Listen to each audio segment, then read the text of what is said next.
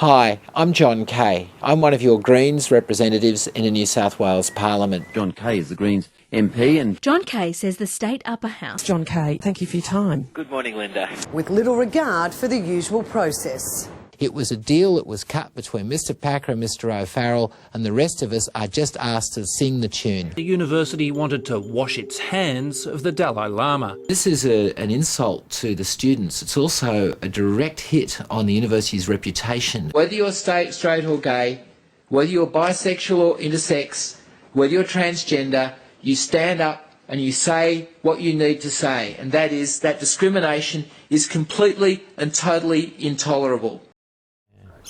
I arrived in the New South Wales Parliament to witness firsthand the very worst of the Labor government.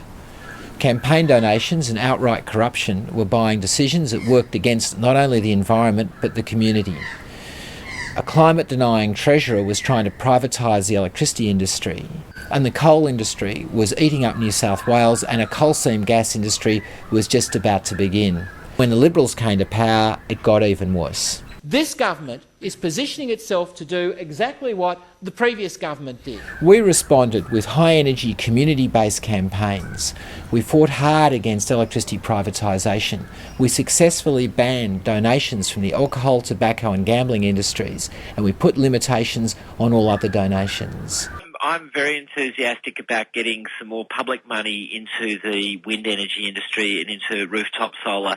We've got real opportunities in New South Wales. And we began our 100% renewable New South Wales campaign. We started with a vision for 100% renewable New South Wales, a jobs-rich state, a sustainable state.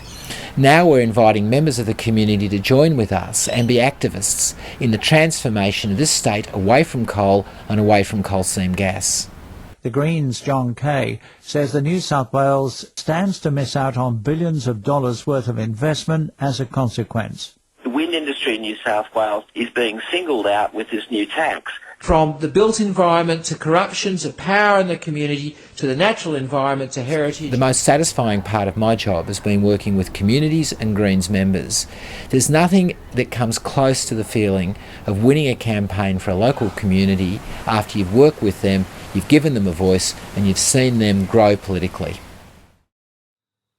John is probably one of the most principled people I know. My name's Linda Bowden. I was one of the key strategists for the No Tilligra Dam campaign. The scene behind us would be the construction zone for Tilligra Dam, had it not been for the major role Dr. John Kaye played in having it shelved. Greg Ray, senior journalist for the Newcastle Herald, best described John Kaye when he called him indefatigable. He has clever instincts about how to run a campaign. We had 5 calls for papers, and that led to a media campaign that we were able to run for 2 years on a weekly basis. Had it not been for John Kaye, we don't believe we would have finally won the campaign for Tilligra Dam. John's one of those amazing type of people that can stand up to the government, hold the government accountable when they're doing something wrong. My name's Phil Chadwick. I'm the New South Wales TAFE Teachers Association President. TAFE's in the process of being privatised, while at the same time getting some pretty dreadful funding cuts. John Kaye has provided an opportunity for TAFE teachers to stand up and fight the O'Farrell government in these outrageous cuts. I've never seen anybody be able to crisscross from one side of the state to the other side of the state to visit so many TAFE colleges. I think John is honestly the hardest working politician in New South Wales today. As a TAFE teacher and as the president of the TAFE Teachers Association, I believe in the work that John Kaye is doing. Before 2006, caged eggs weren't on the public agenda. The number of free-range eggs that were sold was unknown. John saw that market forces weren't enough to ensure free-range practices. The ongoing campaign and the culmination in the bill brought the debate into the public sphere. Even though the bill was defeated, months later, we saw Woolworths pledge that it would phase out battery cage production. Now we see the ACT legislating to phase out battery cage production. I joined the Greens because of its public education policy and because of John Kaye. It was John's passion, commitment, skill and effectiveness that gave me some hope. And I think John's led the debate on public education both nationally and in New South Wales for over a decade. What caps it all for me with John is that he gets the media. I know that I will hear him on radio or TV if there's something going on. And I think it's that sort of push, that articulate, coherent explanation that's made Greens, the public education party.